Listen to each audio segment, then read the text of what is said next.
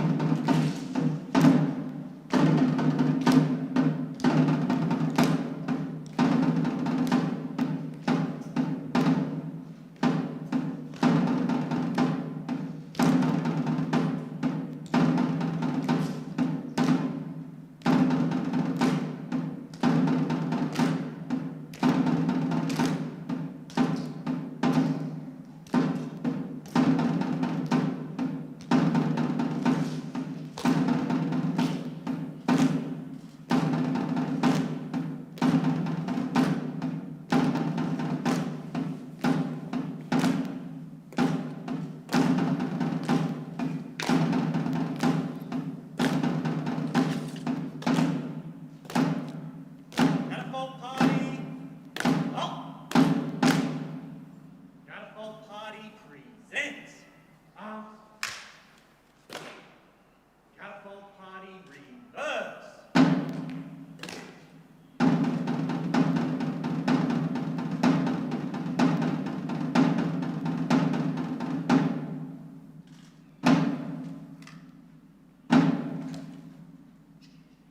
Catapult Party Restore.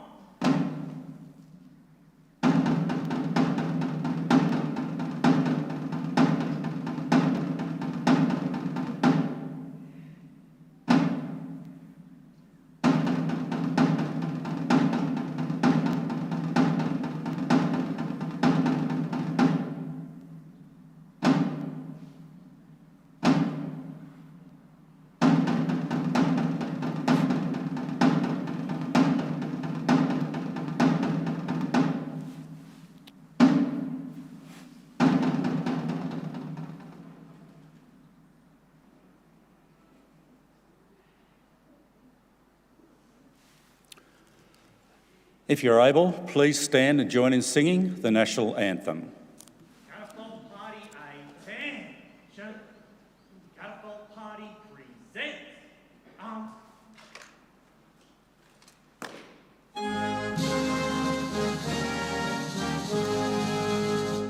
Australians, oh, let us rejoice, for we are one and free. We've golden soil and wealth for toil. Our home is girt by sea. Our land abounds in nature's gifts of beauty, rich and rare. In history's page, let every stage advance Australia fair.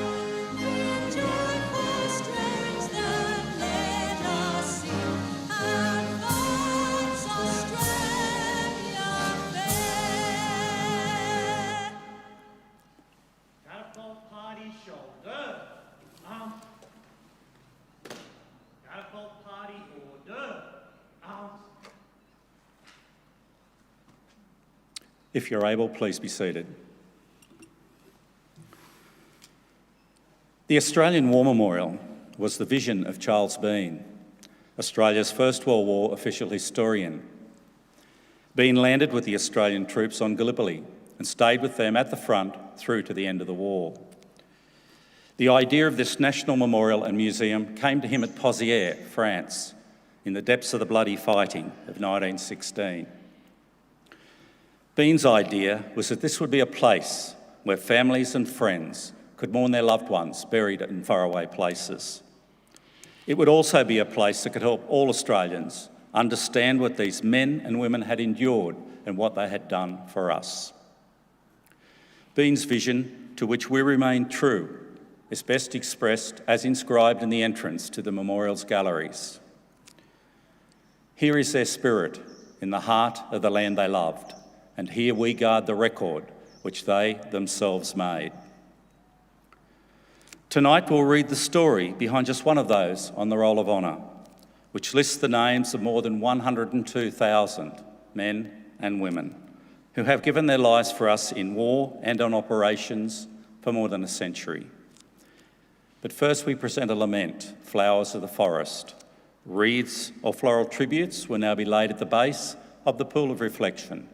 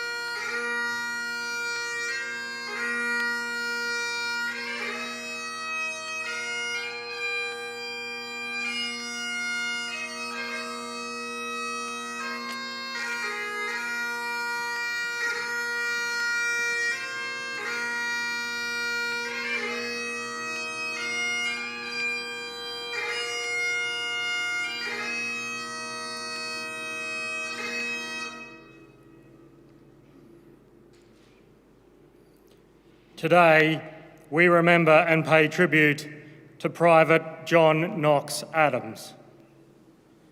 John Adams, known as Bob and Scotchy, was born in Hotham, Victoria in 1892. The eldest son of John and Caroline Adams, he grew up in Essendon, attended the local state school and went on to work as a grocer for the McEwen brothers on Sydney Road in Brunswick. John played baseball for Brunswick, probably having found an interest in the American game during a fad in Melbourne in the early 1910s.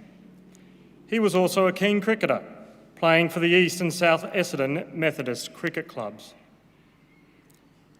John Adams enlisted in the Australian Imperial Force within weeks of the outbreak of war in August 1914 and left Australia with the first contingent a few months later. He was initially a member of D Company of the 7th Battalion. However, during its time in Egypt, the battalion underwent a process of reorganisation in which a number of members of C and D companies were transferred to B Company, Adams among them. On the 25th of April 1915, the men of the 7th Battalion were towed ashore at Gallipoli from 5:30 in the morning, landing under fire and soon became mixed with other units. B Company, commanded by Major Jackson, was at the forefront of the landing operation. Lieutenant Colonel Elliott later wrote, "You will be pleased to know that the people of Essendon have every reason to be proud of their representation." Major Jackson, with some 35 Essendon boys, took the first boats and led the way. 2 others followed. The leading boat got under machine gun fire and suffered dreadfully. I believe only 3 men were not either killed or wounded in her. But although exposed to this dreadful fire, not a man wavered. Some of the men rowing, although hit 2 or 3 times, kept their oars and still rowed on, determined to reach the shore, which they did, and force the Turks to retire. Not long after the landing, Private Adams was reported missing. He was later determined to have been killed in action sometime between the morning of the 25th of April 1915 and the 2nd of May. He might have been one of the men in the leading boat of the 7th Battalion shot to death before reaching shore, or he may have been part of Elliott's hastily reorganised force sent to reinforce the line to the right.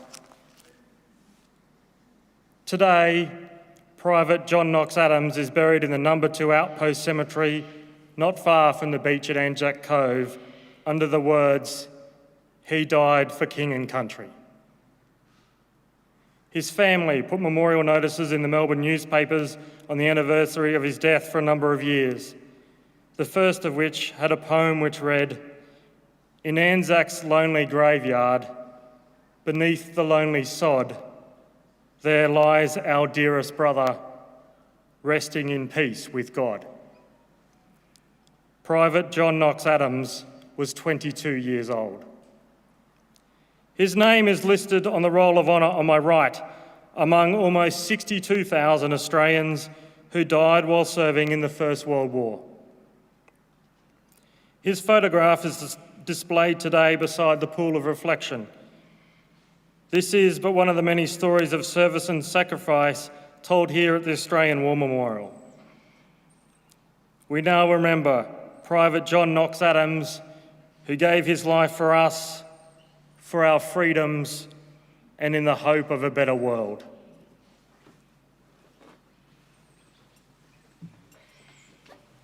Catapult party shoulder.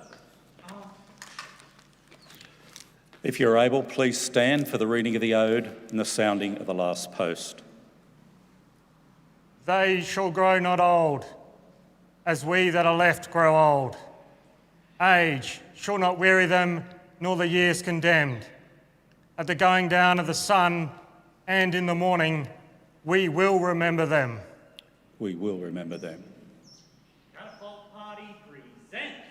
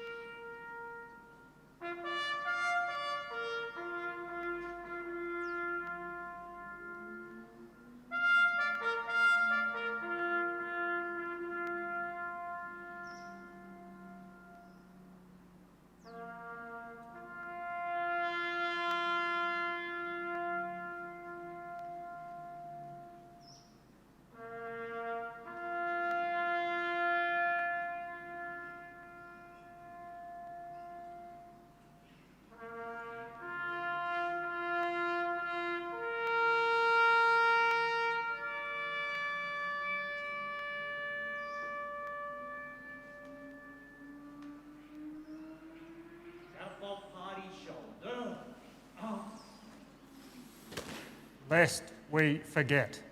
Lest we forget.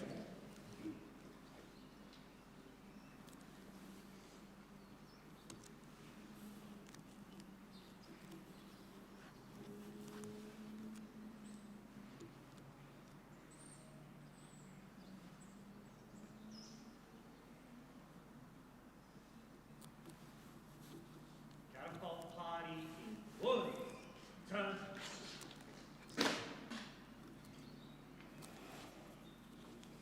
Catapult party quick. March.